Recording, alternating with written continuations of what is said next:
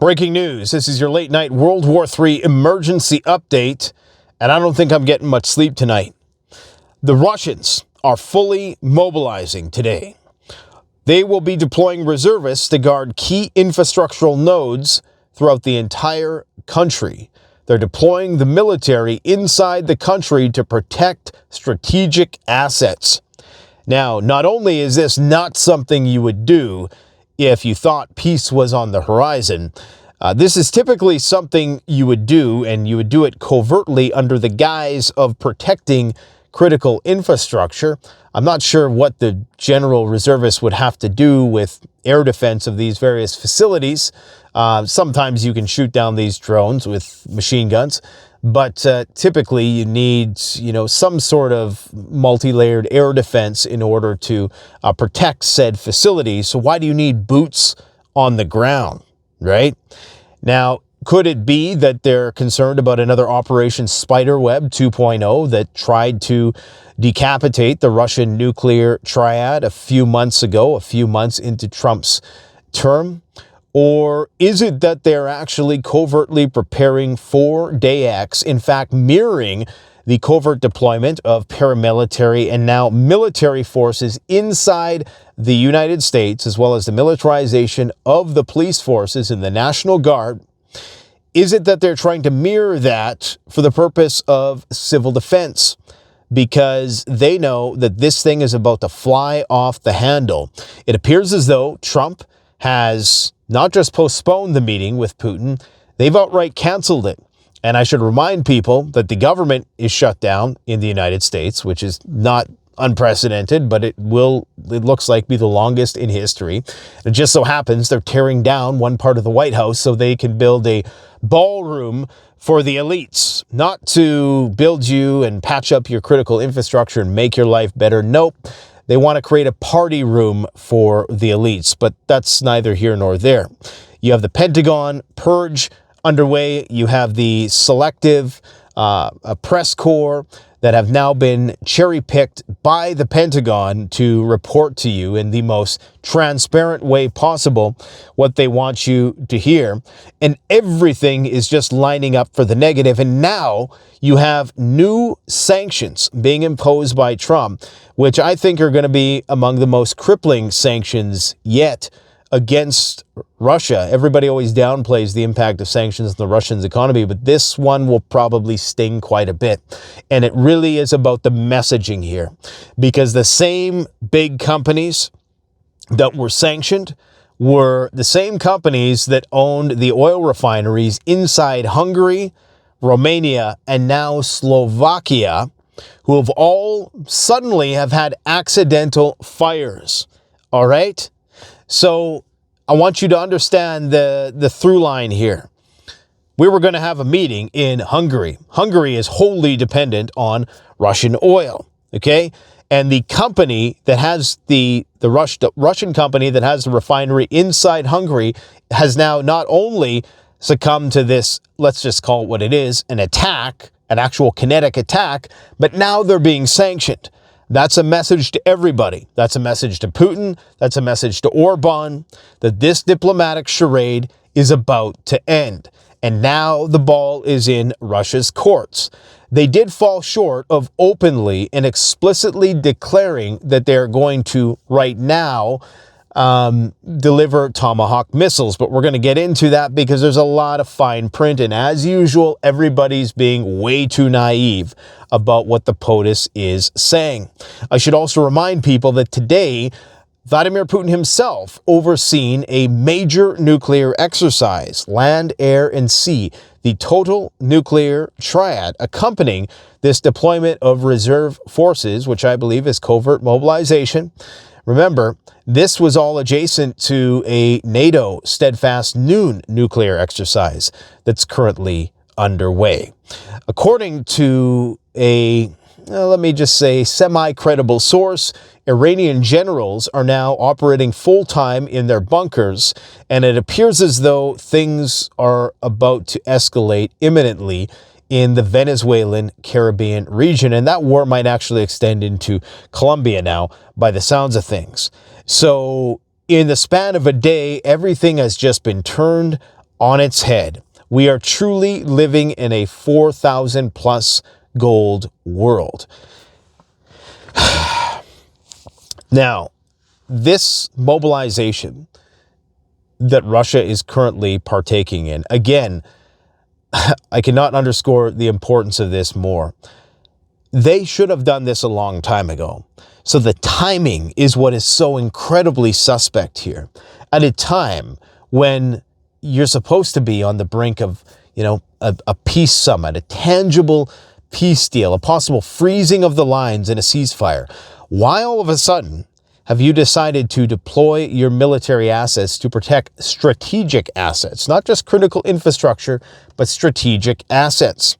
Well, what would you want to do if you knew the big one was coming? If you knew a nuclear war was coming and you've seen what your adversary was doing across the pond? Trump getting training the National Guard, the troops, the police forces there, ICE, on urban combat and crowd control. That's going to be the big issue when it hits the fan, is crowd control, if we're talking about blackout scenarios. So I think that the Russians they must have intelligence that something is about to go down. And this oil move is going to have huge repercussions, because now not only are they routinely attacking Russia's oil refineries, and those attacks are only increasing, and while they may be pinprick attacks, they are having noticeable effects on the Russian economy. And not only that, but just domestic sentiments about the conflict and about the leadership there. People want Putin to lay the smackdown. Okay, so I think that's what we're about to see. And if we don't see that, then that's when I think we're going to hear rumblings of discontent inside Russia that we haven't heard before, at least not in a long time. And that's when things could potentially get interesting, because there's nothing NATO would like more than to seize upon that instability and that discontent to try to create some sort of turbulence within the Russian government and the chain of command. So I suspect that the reason why they're doing this, they would only be doing this now if they thought things were really going to dramatically escalate from here on in. And it appears as though the final bridge is now being burned. Orban has been sent a message, and Alex Christoforou was here earlier today. I think I interviewed him. I'm losing track of time. I guess it's tomorrow now. But he gave a interesting insight, for people who are kind of perplexed about Hungary's role in all this. And he basically said, look, Hungary, they don't like the Russians per se. They would rather keep them at an arm's length, but at the same time, they need their oil. So they need to walk a tightrope. And because they're a landlocked country, that the only way they can get that oil is through these pipelines.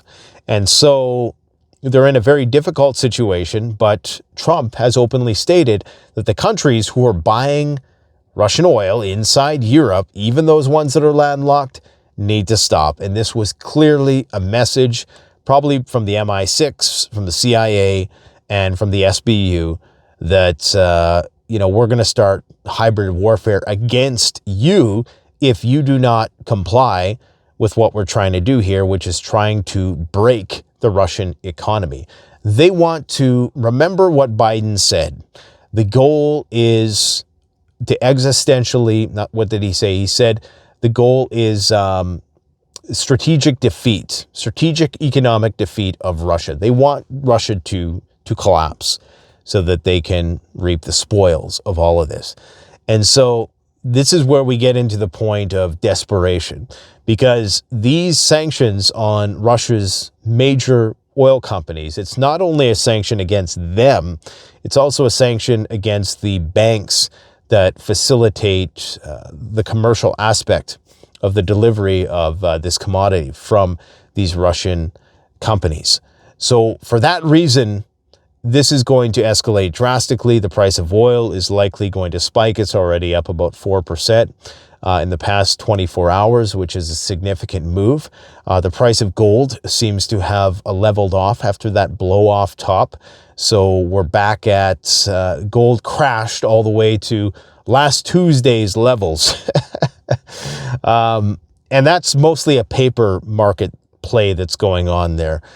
There's things going on with respect to arbitrage and deliveries of the actual physical commodity itself. But a lot of these crazy movements are just speculators in the paper markets. The people who buy gold, they hold it forever. And they do so because someday that's going to be the only means of concentrated wealth that there is, besides your beans, bullets, and your Band-Aids, of course. But I just can't get over how coincidental it is that you have a government shutdown, you have all this shenanigans with the Pentagon and the generals and the military in the streets, and now Russia is mirroring that as if they know what the United States is up to, and that all of these exercises that have been run in these various cities against these protesters is actually just a trial run to get people accustomed not only to seeing people in the streets, police in the streets, wearing CBRN gear, but also training police to work around their population in that capacity. And it seems as though things are fitting to go down big time. And I just have a real bad feeling that some black swan is going to present itself. Things are just happening way too fast. I mean, if you even just go back in the last week, you know, the head spinning news that has just been dizzying. And, you know, one day it's this, the next day it's that. And it almost seems like they're trying to induce some form of learned helplessness and apathy in the population so that we just ignore what's going on altogether. Because no matter how extreme what happens today is, it will be overshadowed completely and completely fall off people's radar tomorrow. And because there's so many data points, it's almost impossible to constellate them all into a meaningful, bigger picture. And I think that's what they want. Zelensky has somehow signed a bill boosting the country's military spending by $7.8 billion. Where are they getting the money from? It just doesn't make sense.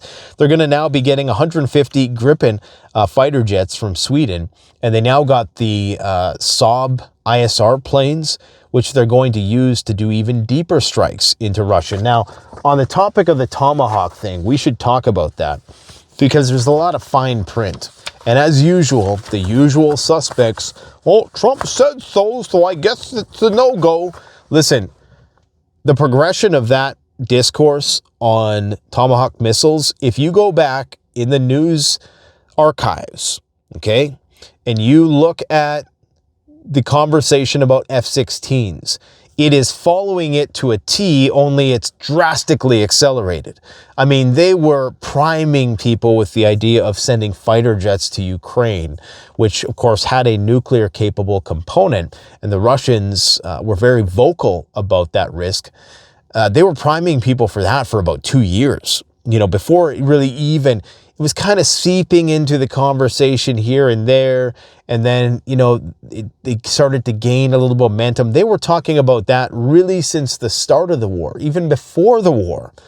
And then, of course, it just happened, right? They sent the first ones and, you know, it was supposed to be a big game changer, and it wasn't. However, it did entail a certain degree of interoperability with NATO that effectively made it undeniable that NATO was now, you know, a co-belligerent and benefactor in the conflict. So what this is going to do, though, this Tomahawk business, what Trump said today, everybody's getting it wrong. He said, we're not going to send the Tomahawks. Well, why would you even bring it up in the first place? The reason why you brought it up in the first place is because you're getting people ready to accept the reality, and because they're already there, right? They're already there. That's just my personal opinion. They're getting ready to use them. And if you listen to the messaging that he said, it wasn't a question of should they do it. No longer is it, you know, what he ran on on his platform where he was campaigning on deep strikes into Russia can lead to World War III, and I'm the anti-World War III president. And he says that with a straight face.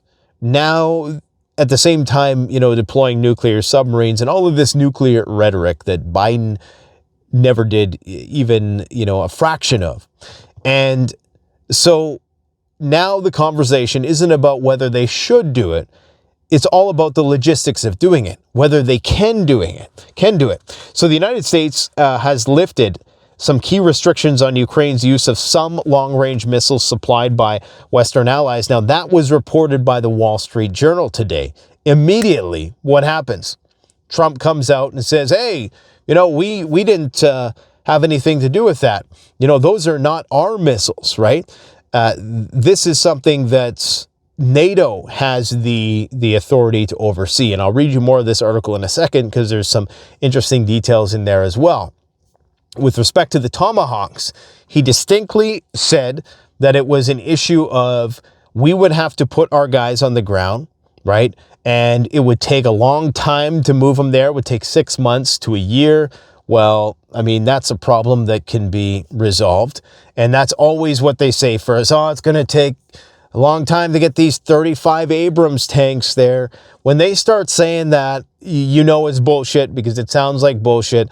They're talking about how they got to train guys. They could put sheep dip troops in there, mercenaries, private contractors who know how to use this stuff, who maybe, they're sheep dipped, right? Like they're no longer officially in the U.S. military, but they would be there to support Ukraine in that capacity. So now it's the question about whether they could, not whether they should. And of course, it should is the biggest concern because should leads to World War III. At least that's what the campaign that Trump ran. So it appears as though that is now out the window. And so now this controversy today with the Wall Street Journal. So the Wall Street Journal came out with an article that said that the United States has lifted key restrictions on Kiev strikes deep into Russia. And then Trump immediately posted fake news, right? This is fake. We have nothing to do with these missiles. But if you recall, and I remember this distinctly, the European nations were waiting for Trump's green light before they committed to doing these deep strikes into Russia. At the time, when it was actually Biden that this happened, but Trump never said anything about it, right? He wasn't protesting it at all because he knew what time it was. He knew this is all a charade, right? This good cop, bad cop routine that him and Biden do.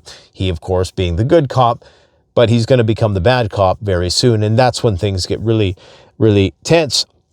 So they require NATO ISR, which is, a critical component of NATO is the United States. They provide a lot of that equipment and intelligence. And so, whether it's a Storm Shadow missile, a Taurus missile that he somewhat also tacitly endorsed, because he also said in that statement that it's up to them what they want to do. We don't care.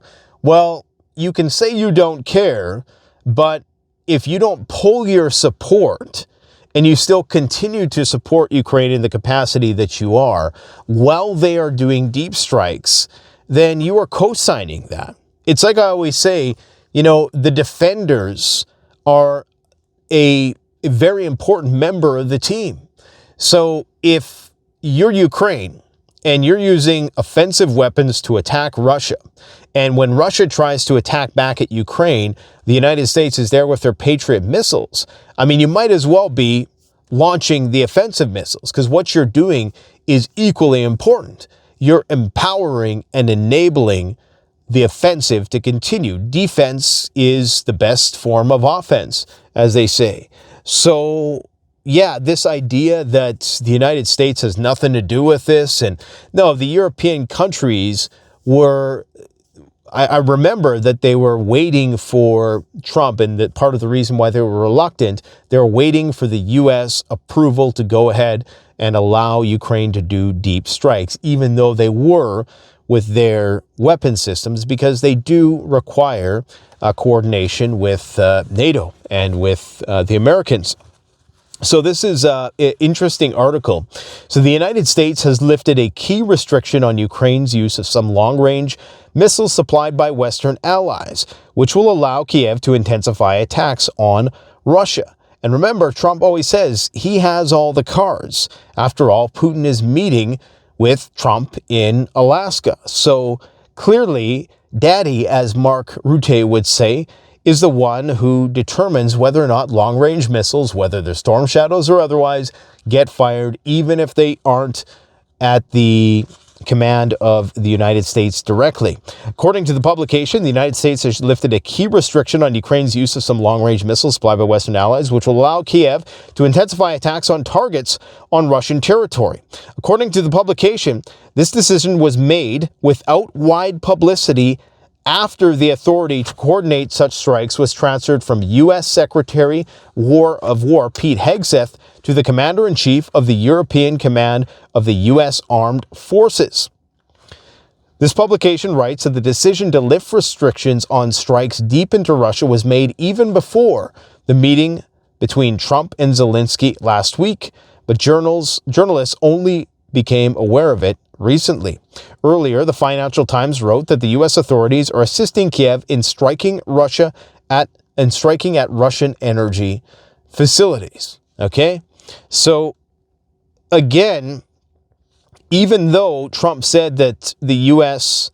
or that the Ukrainians can't count on the rapid deliveries of Tomahawk missiles because this would potentially deplete their own reserves and would be rife with all kinds of logistical snags.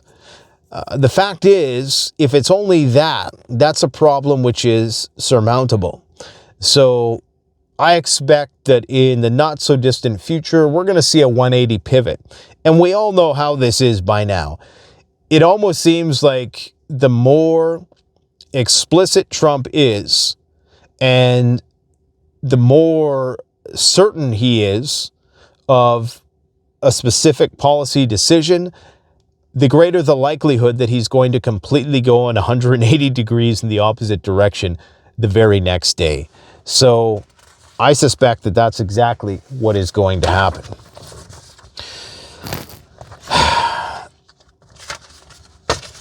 There's been lots of attacks inside Kiev, blackouts throughout the city, on a scale never before seen in this war.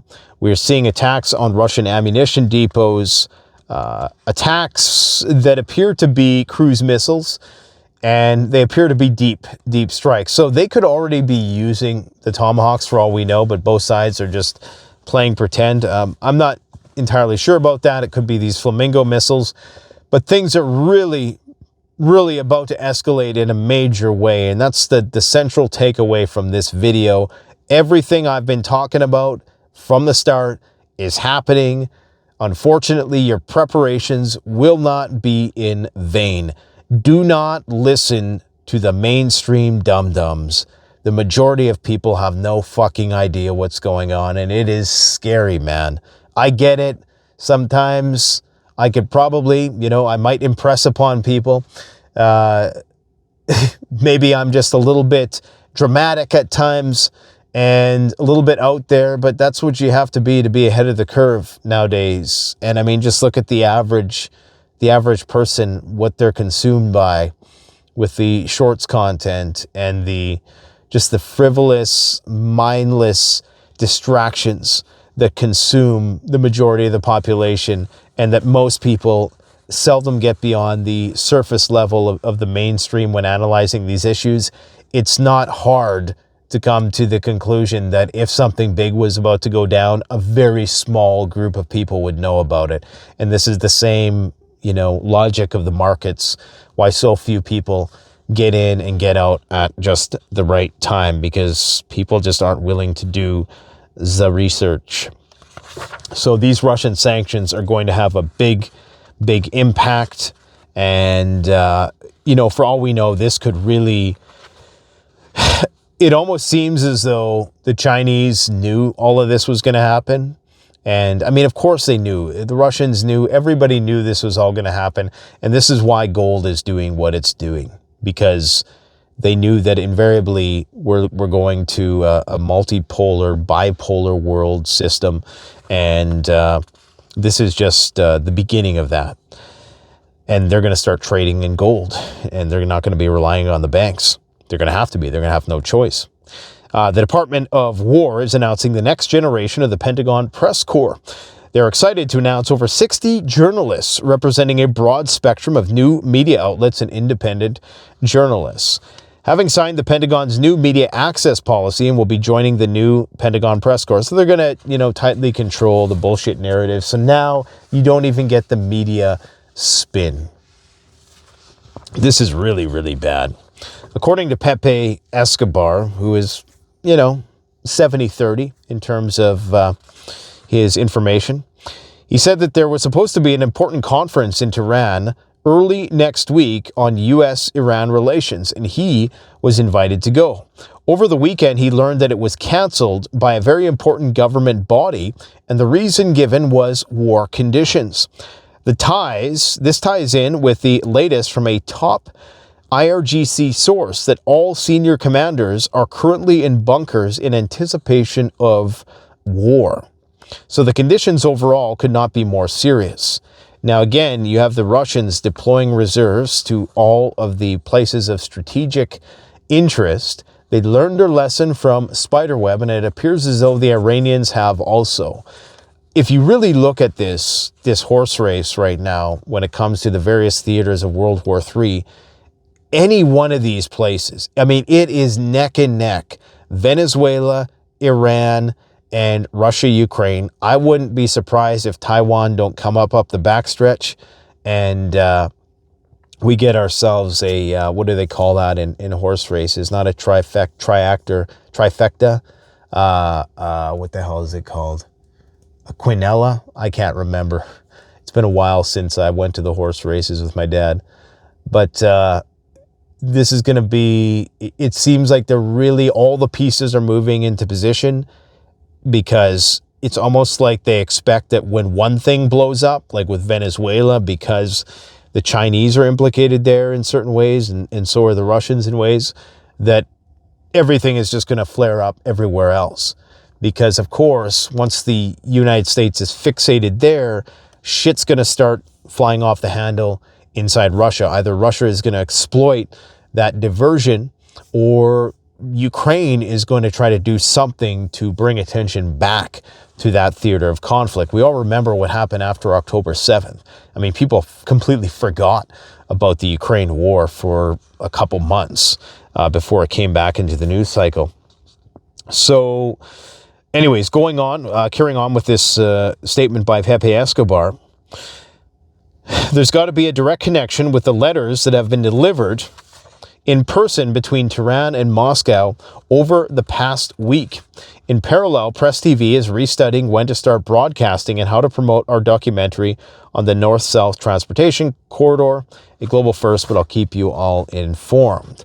Trump indicates that they're going to war in Venezuela, announcing he will inform Congress of U.S. military actions likely to take place against drug cartels on foreign territory. This has nothing to do with drug cartels.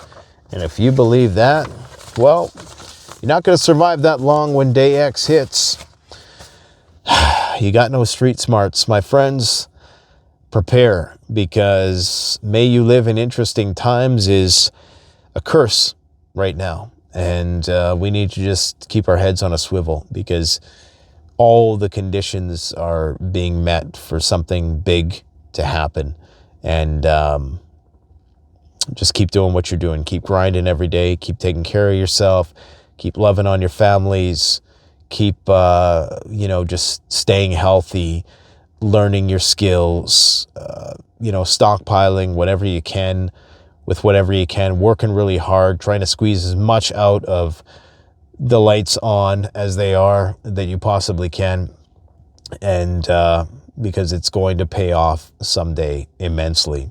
One of the things that Christopher was talking about today is that there was a banking crisis inside Cyprus, I believe 10 years ago or something, and maybe a little longer than that.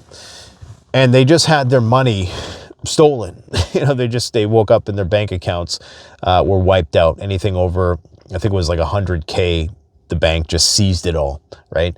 So the government, they will do, put it this way, if they're willing to conscript you against your will and send you to die in a war, everything under that, everything under sending you to your death is fair game, right? Whether that means taking all your stuff, forcing you to do labor or whatever the case might be, anything is possible. And this is one of the things that we all need to really start thinking about, is not just Mad Max, but the mad government after the mad scenario.